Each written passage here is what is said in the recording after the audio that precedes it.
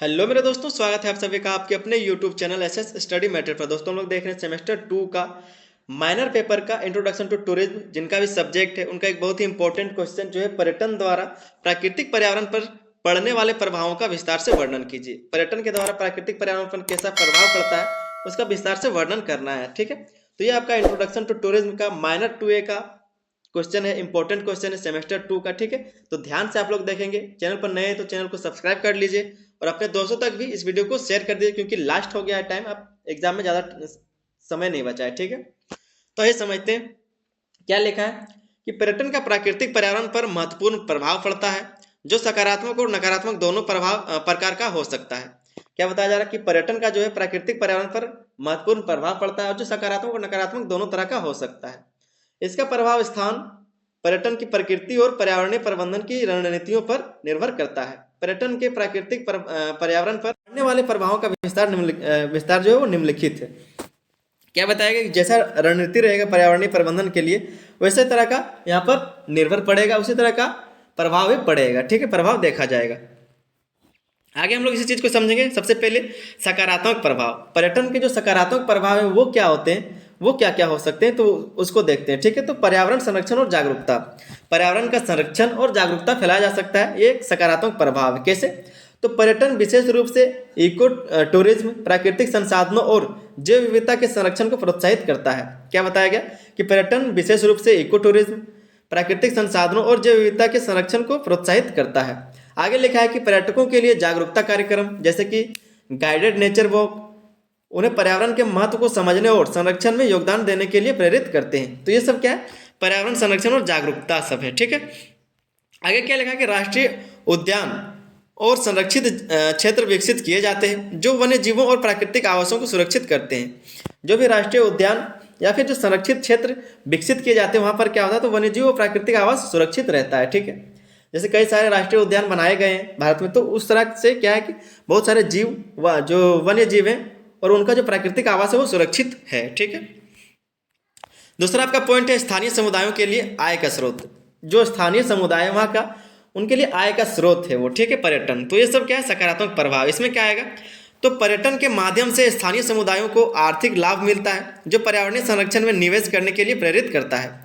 क्या होता है? तो जो पर्यटन के माध्यम से जो स्थानीय समुदाय है वहाँ पर, उनको आर्थिक लाभ मिलता है जो पर्यावरणीय संरक्षण में निवेश करने के लिए प्रेरित करता है। जो क्या होता है? जिससे पर्यावरणीय संरक्षण में निवेश करने में प्रेरित किया जाता है उन लोग को।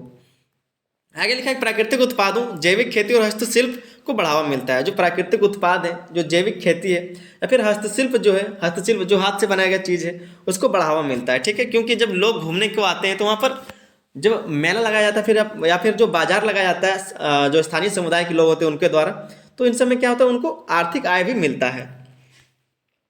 फिर इसका जो नकारात्मक प्रभाव है उसको देख लेते हैं। नकारात्मक प्रभाव में क्या है? सबसे पहला, प्राकृतिक संसाधनों की क्षति। प्राकृतिक संसाधनों की क्षति होती है, ये एक नकारात्मक प्रभाव है पर्यटन का। ठीक है, इसमें क्या है? तो अत्यधिक पर्यटन से भूमि, जल और वायु जैसे प्राकृतिक संसाधनों पर दबाव पड़ता है। जितना पर्यटन होगा उससे क्या होगा कि भूमि, जल और वायु जैसे प्राकृतिक संसाधनों पर दबाव पड़ेगा।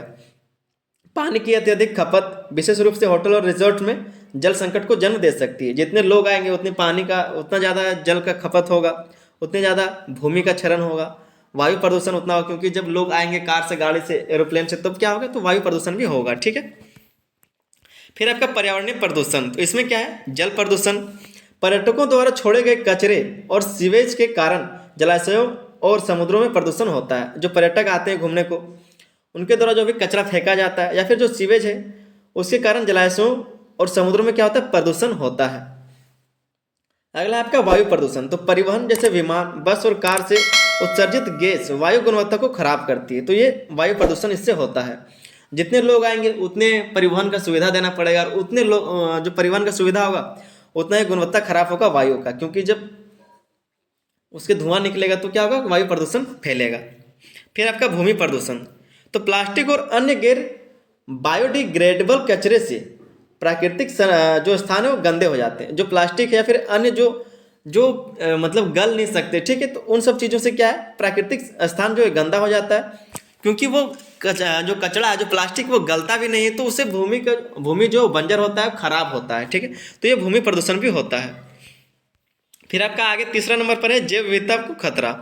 जैव विविधता में भी खतरा है, इसका एक नकारात्मक प्रभाव है। वो कैसे? तो पर्यटन के कारण वन क्षेत्रों की अति खोज से वन्य जीवों का आवास प्रभावित होता है। पर्यटन के कारण क्या है कि वन क्षेत्रों की अति खोज, मतलब वन क्षेत्रों का बहुत खोज किया जाता है, कहाँ पर घूमने लायक जगह या फिर कई सारे इन जैसे चीज़ों का खोज किया जाता है। तो जिससे क्या है कि जो वन्य जीव हैं, जो वन में रहने वाले जीव हैं, उनका आवास प्रभावित होता है, जो उनका घर होता है वो तहस नहस होता है। अगला पॉइंट है लुप्त प्राय प्रजातियों का शिकार और तस्करी बढ़ सकती है। जो लुप्त प्राय, जो मतलब अब कम बचे हैं, जो कम बच चुके हैं जानवर, वो क्या है तो उन जो प्रजातियों का है उनका शिकार होता है और तस्करी का भी खतरा बढ़ सकता है। अगला पॉइंट है कुछ क्षेत्रों में बड़ी संख्या में पर्यटकों की उपस्थिति से वन्य जीवों के व्यवहार और प्रजनन चक्र में बाधा आ सकती है। कुछ जो बड़े क्षेत्रों में, कुछ जो क्षेत्र है वहाँ पर बड़ी संख्या में पर्यटक आते हैं, उनकी उपस्थिति होती है, जिससे वन्य जीवों के व्यवहार और प्रजनन चक्र में बाधा आ सकती है, क्योंकि वो सही तरीके से व्यवहार नहीं कर सकेंगे, सही तरह से मिल नहीं सकेंगे, तो उनसे क्या है कि प्रजनन में समस्या आती रहेगी, बाधा आएगा। ठीक है। चौथा आपका नंबर पॉइंट है कि भूमि उपयोग और पर्यावरणीय क्षति। भूमि उपयोग और पर्यावरणीय क्षति, तो होटल, रिजॉर्ट्स और पर्यटन सुविधाओं के निर्माण के लिए वनों की कटाई और प्राकृतिक आवासों का विनाश होता है। ठीक है। भूमि का उपयोग कैसे किया जाएगा? तो जो होटल है, रिजॉर्ट है, उसको जो पर्यटन की सुविधाओं के लिए उसको काटा जाएगा, वनों की कटाई होगी, प्राकृतिक जो आवास है उसका विनाश होगा। फिर आगे लिखा है कि तटीय क्षेत्रों में निर्माण गतिविधियां समुद्र के इकोसिस्टम जैसे परवाल भित्तियों को नुकसान पहुंचता है। इसे इकोसिस्टम जो परवाल भित्तियां उसको भी नुकसान पहुंचता है। ठीक है। तो भूमि उपयोग और पर्यावरणीय क्षति भी होता है। पांचवा आपका पॉइंट है कि अत्यधिक मानव गतिविधियां। पर्वतीय पर्यटन स्थलों पर अत्यधिक ट्रैकिंग और पर्वतारोहण से मिट्टी का कटाव और भूमि क्षरण होता है। जब अत्यधिक मानव गतिविधि होगा, जैसे मान लीजिए कि जो पर्वतारोहण करते हैं, जो पर्वत पर चढ़ते हैं, घूमने को जाते हैं, या फिर जो ट्रैकिंग वगैरह करते हैं, उससे क्या होता है, मिट्टी का कटाव होता है और जिससे भूमि का क्षरण होता है। तो संवेदनशील प्राकृतिक क्षेत्रों में मानव हस्तक्षेप पारिस्थितिकी संतुलन को बिगाड़ सकता है।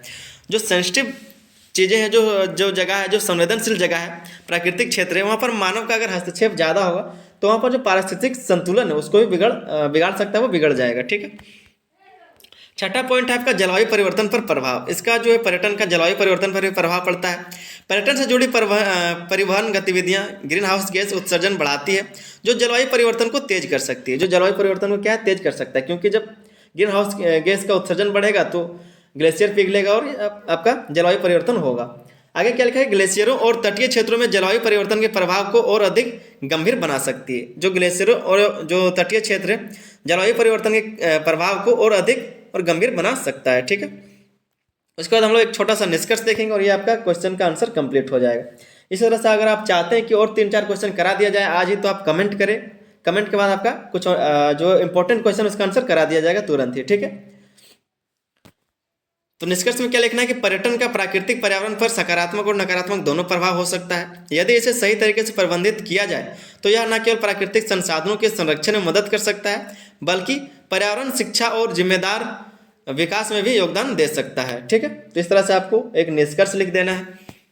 उम्मीद करते हैं वीडियो आपको अच्छा लगा हो। अगर वीडियो अच्छा लगा हो तो एक लाइक जरूर कर दीजिए और अपने दोस्तों तक भी इसको शेयर कर दीजिए। चैनल पर नए तो चैनल को सब्सक्राइब करना बिल्कुल भी ना, क्योंकि सारा सेमेस्टर का तैयारी आपका इस चैनल पर कराया जाएगा। चलिए मिलते हैं अगले वीडियो, तब तक के लिए धन्यवाद। जय हिंद।